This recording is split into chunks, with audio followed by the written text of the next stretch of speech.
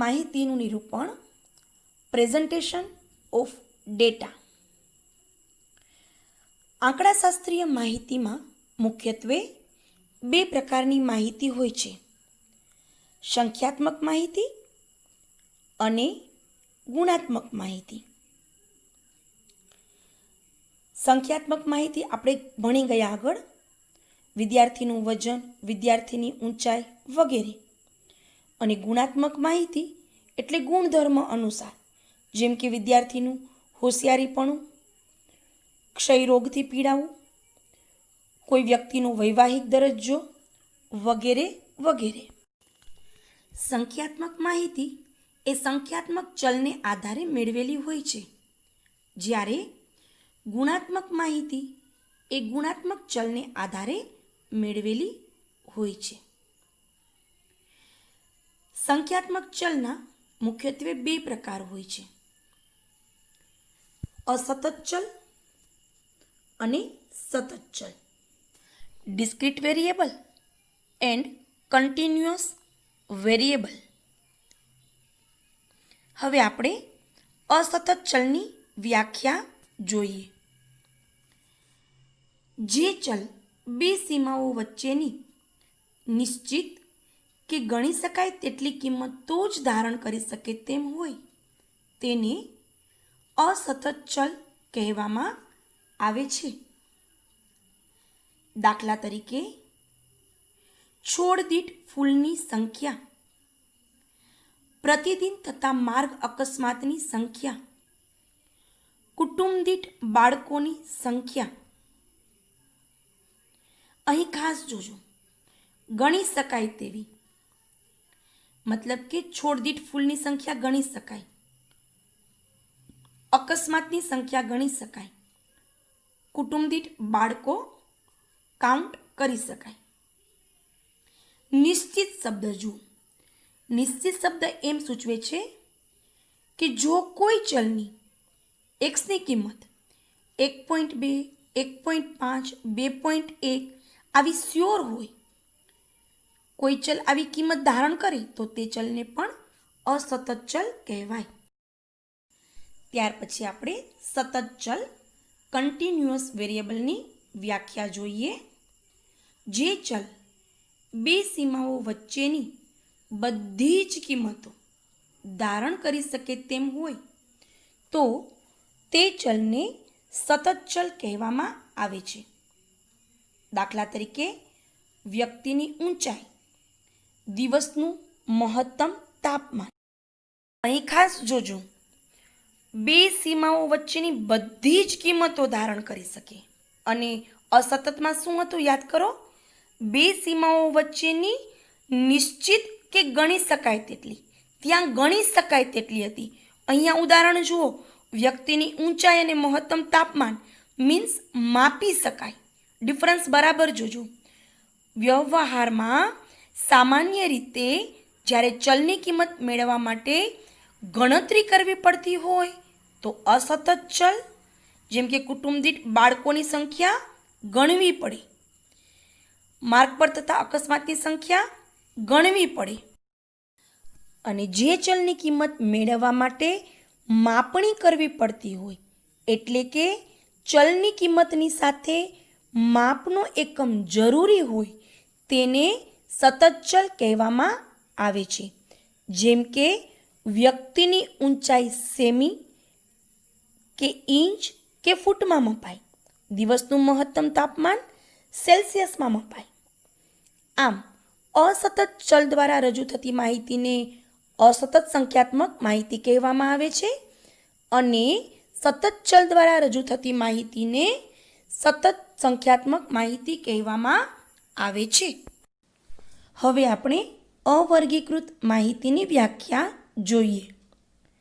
સમષ્ટિ તપાસ કે નિદર્શ તપાસ દ્વારા મળતી માહિતીને મૂળ માહિતી કે અવર્ગીકૃત માહિતી કહેવામાં આવે છે. જેમ કે 100 વિદ્યાર્થીઓએ આંકડાશાસ્ત્રમાં મેળવેલ ગુણની માહિતી, એઝ ફોર એક્ઝામ્પલ 97, 85, 86. જો આવી રીતે ગુણ છૂટાછવાયા હોય તો તેને અવર્ગીકૃત માહિતી કહેવામાં આવે. હવે આપણે વર્ગીકૃત માહિતી, તેના પરથી વર્ગીકરણ, ક્લાસિફિકેશનની વ્યાખ્યા જોઈએ.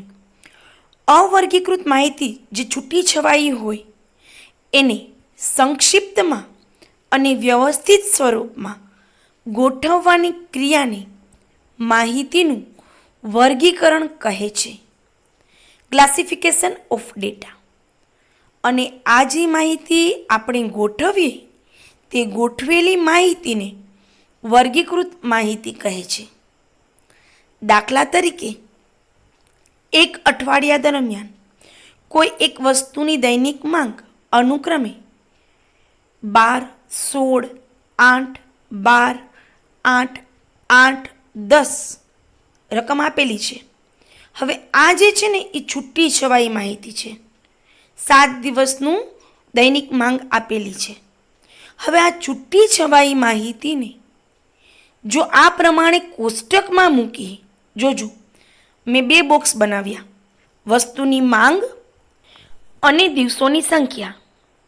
હવે જો વસ્તુની માંગ તમે 7 દિવસમાં જુઓ તો વસ્તુની માંગ 8 એકમ છે, 3 દિવસ છે, એટલે ત્યાં મેં 3 લખ્યા. વસ્તુની માંગ 10 એકમ હોય એવો એક જ દિવસ છે.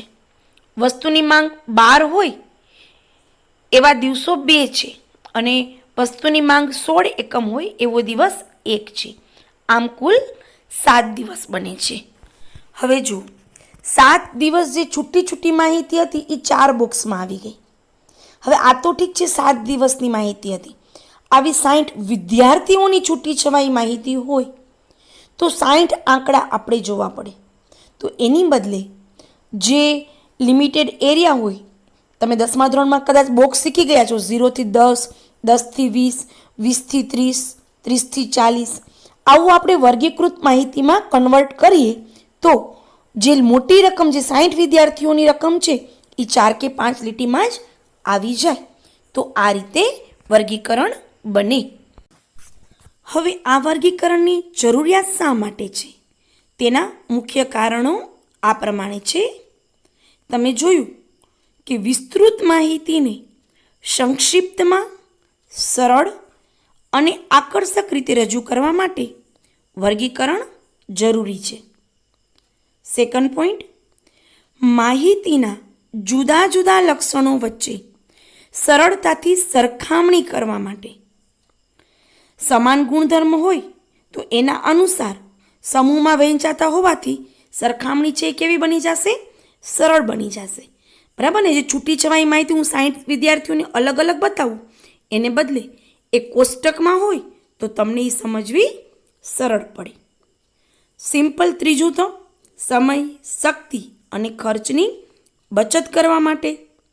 જો અવર્ગીકૃત માહિતી હશે તો તેના પરથી પૃથક્કરણ કરવામાં વધુ સમય જશે, વધુ શક્તિ અને વધુ ખર્ચ થાય.